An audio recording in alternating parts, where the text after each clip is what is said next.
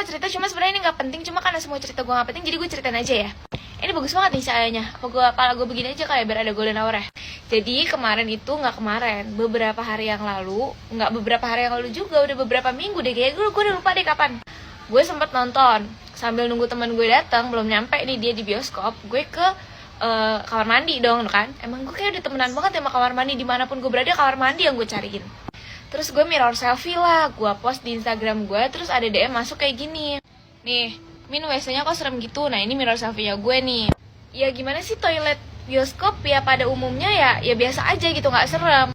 Posisinya pas gue lagi foto-foto kayak gitu, emang gue lagi sendirian di toilet itu, jadi nggak ada yang di dalam toilet. Makanya gue tuh foto banyak banget, emang kayak gue udah 15 menitan ada di toilet itu buat foto-foto. Nggak serem, kayak biasa aja, ya udah emang sepi tapi biasa aja, gue nggak takut. Sampai di mana ada ibu-ibu masuk ke dalam toilet. Gue kan main HP dong, karena pasti gue lagi mirror, terus tiba-tiba ada ibu-ibu, gue pura-pura main HP gitu. Terus dia masuk nih ke toilet, terus pas dia masuk toilet gue lanjut foto-foto lagi dong, karena belum ada yang bagus. Gak lama ibu-ibunya keluar, terus ibu-ibunya bilang gini ke gue, Neng gak takut Neng iseng sendirian di sini? Kalau ibu mah takut Neng. Terus dia sambil lari gitu. Gue yang tadinya gak ada perasaan takut atau apa-apa, tiba-tiba kayak suasananya berubah menjadi mencekam. Kayak langsung vibes-nya tuh jadi serem gitu toilet, gue langsung kabur. Jadi kalau ditanya gue takut sama hantu atau enggak, sebenarnya gue gak penakut. Cuma kalau ditakut-takutin kayak gitu kan jadi kepikiran. By the way, anyway, Baswe, gue mau ngelanjutin konten gue ngebacain DM, karena kayak itu udah lama banget gak gue lanjutin dan gue kangen. Jadi mending kalian semua langsung DM gue sekarang, nanti gue jawab lewat video TikTok.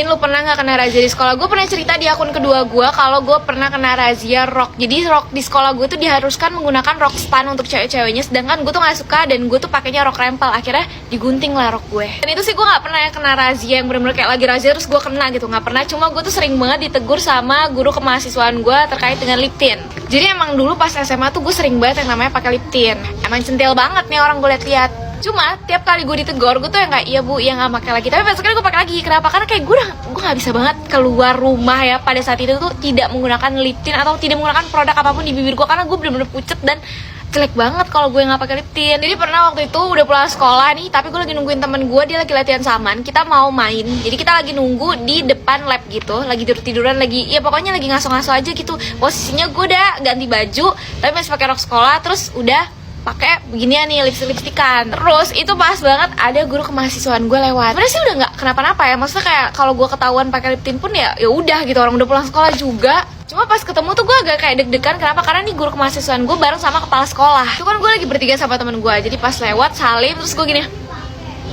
nih posisi gue mingkem ya kan. Guru gue sepertinya melihat gue seperti itu, terus dia akhirnya mengajak ngobrol, kalian kok belum pulang? Terus habis itu temen gue nih yang jawab, karena gue posisinya masih begitu. Tuh temen gue jawab kayak iya lagi nungguin ini bu, lagi saman, kita mau main abis ini. Terus kayak oh ya udah ya. Terus kepala sekolahnya jalan, terus guru gue langsung nyolek gue, udah nggak usah ditutupin bibirnya, ibu juga tahu kali kalau kamu pakai lipstick. Respon gue kayak kan udah pulang bu. Dikejar-kejar sama tukang bakso gara-gara gak mau bayar. Sumpah kalau ingat cerita ini pengen banget rasanya ngilang dari bumi. Kejadiannya itu dulu waktu aku masih SMP. Dan aku punya adik masih kecil. Dia tuh punya kebiasaan manggil-manggil tukang jualan yang lewat dari jalan depan rumah. Selama ini masih aman-aman aja karena ada orang tua aku di rumah. Saking kebiasaannya ini manggil orang yang lewat buat jualan. Pernah lah suatu saat orang tua aku lagi gak di rumah dan cuma aku sama adikku aja. Lagi asik nonton TV, tiba-tiba pintu rumah aku digedor-gedor. Dan kaget banget ternyata yang ngedor pintu aku itu tukang bakso. Dan di belakangnya si tukang bakso ini ada adik aku yang lagi duduk sambil nyeruput baksonya. Di situ aku langsung paham kalau adik aku ini yang manggil si tukang bakso dan beli bakso padahal dia nggak punya duit. Itu udah kebiasaan dia banget dan dia sering banget dimarahi sama orang tua aku. Dan biasanya kalau orang tua aku lagi di rumah, mereka yang bakalan langsung bayar. Tapi masalahnya kali ini orang tua aku saat itu lagi pergi kondangan dan aku nggak megang uang sama sekali. Nah tadinya si tukang baksonya ini nagihnya ke adik aku, tapi karena dia nggak ngerti soal bayar, akhirnya si tukang bakso ini langsung nyari orang dewasa yang ada di rumah itu. Saat itu hari Minggu dan aku ingat banget kalau hari Minggu itu aku nggak dapat uang jajan. Jadi posisinya saat itu aku juga nggak megang uang sama sekali. Harga bakso saat itu masih 7 ribuan. Tapi sebenarnya uang jajan aku juga belum cukup. Kalaupun ada, biasanya itu waktu aku masih SMP uang jajan aku itu cuma 5